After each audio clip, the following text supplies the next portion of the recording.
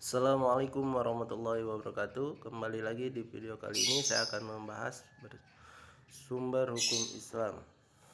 Sumber hukum Islam yakni Al-Quran. Al-Quran berkedudukan sebagai sumber utama dalam hukum Islam. Kedudukan ini mengharuskan umat Islam memahami pesan-pesan yang dikandungnya untuk dilaksanakan dalam kehidupan. Hal tersebut juga diperlukan sebagai upaya mengatur perilaku manusia baik yang berhubungan dengan manusia ataupun makhluk lainnya secara horizontal. Demikian pula seluruh persoalan yang berkaitan dengan hukum meski dicari jawabannya terlebih dahulu dari petunjuk yang terkandung di dalam Al-Quran. Kemaslahatan hidup manusia di dunia dan di akhirat diyakini dapat diperoleh jika manusia melandaskan pada perilaku hidup mereka pada petunjuk Al-Quran. Argumentasi yang menyatakan bahwa Al-Quran sebagai sumber dan dalil pertama dan utama ditemukan dalam penjelasan Al-Quran sendiri. Pada sejumlah ayat lebih dari 30 kali ditemukan perintah mematuhi Allah dan Al-Quran, bahkan meninggalkan aturan-aturan yang disebutkan Al-Quran akan membawa akibat meningkatkan kejahatan yang dilakukan manusia.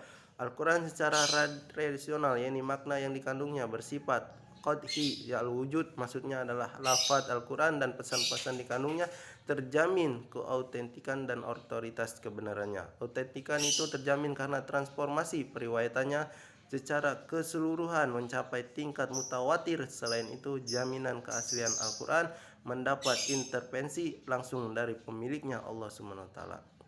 Al-Sunnah pada uraian sebelumnya telah dijelaskan bahwa Al-Quran sebagai sumber utama dan yang paling utama dari hukum Islam yang bersifat global yang membutuhkan penjelasan secara operasional. Nabi Muhammad SAW sebagai penyampai ajaran Al-Quran diberi otoritas oleh Tuhan untuk menjelaskan lebih lanjut apa yang telah diwahyukan kepadanya.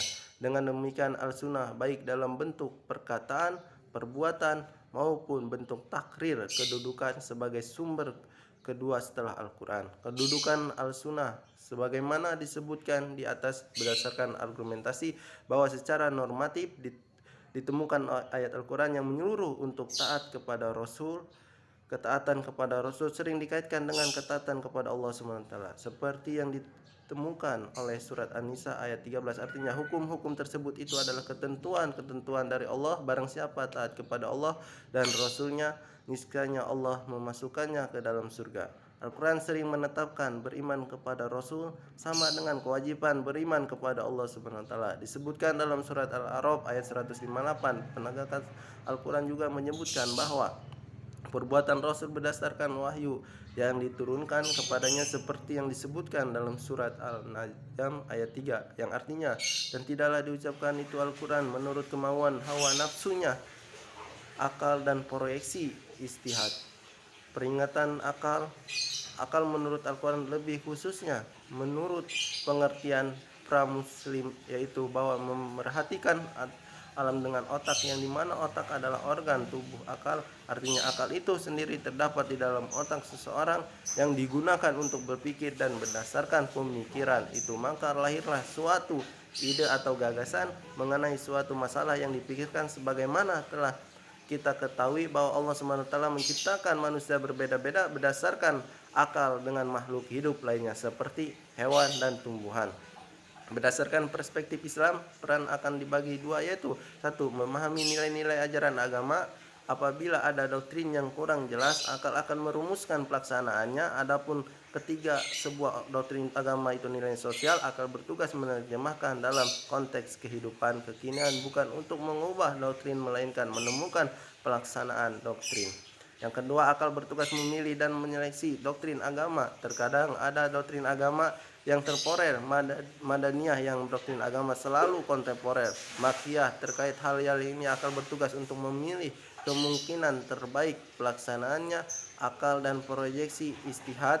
Proyeksi istihad menurut bahasa berarti usaha yang keras dan bersungguh-sungguh, sedangkan pengertian dari segi istihad adalah berusaha menetapkan hukum terhadap masalah yang belum ada ketetapan hukumnya dalam Al-Quran dan hadis, yang dilakukan dengan secara cermat dan pikiran yang murni serta berpedoman pada aturan penetapan hukum yang rujukan istihad tetap pada Al-Quran dan hadis, dalam arti bahwa penetapan hukum Ijtihad tidak boleh bertentangan dengan ayat-ayat Allah Subhanahu wa taala atau ajaran Rasulullah sallallahu alaihi wasallam. Orang-orang yang berijtihad disebut mustahid, antara mustahid yang satu dengan mustahid yang lainnya dalam menetapkan perkara yang belum ada. Ketentuan hukumnya dalam Al-Quran mungkin akan berbeda. Dalam memberikan penetapan hukum ada pendapat yang satu benar, yang lainnya menjadi salah. Hal ini akan menjadi penilaian yang mengaruhi hukum ijtihad menjadi sumber hukum Islam. Yang ketiga, dilakukan oleh siapa yang memiliki persyaratan minimal seperti memahami mafhum ayat atau hadis, memiliki menguasai ilmu seperti nahwu, shorof, mengetahui latar belakang suatu ayat atau hadis, tugas memahaminya, terdapat pengetahuan Islam, memiliki loyalitas yang tinggi terhadap agama, dan lain-lain. Ijtihad diterapkan dengan beberapa cara, antara lain ijma dan qiyas. Ijma adalah kesepakatan para mustahid pada suatu masalah setelah Rasulullah SAW wafat terhadap suatu masalah. Sedangkan qiyas adalah menetapkan hukum dengan cara menghubungkan suatu perkara yang sudah ada ketetapan hukumnya terhadap masalah lain yang dihadapi dan belum ada ketetapan hukum, sedang antara keduanya sama-sama memiliki sebab yang bisa disepadankan. Sekian dari video kali ini. Wabillahi taufiq wal hidayah. Wassalamualaikum warahmatullahi wabarakatuh.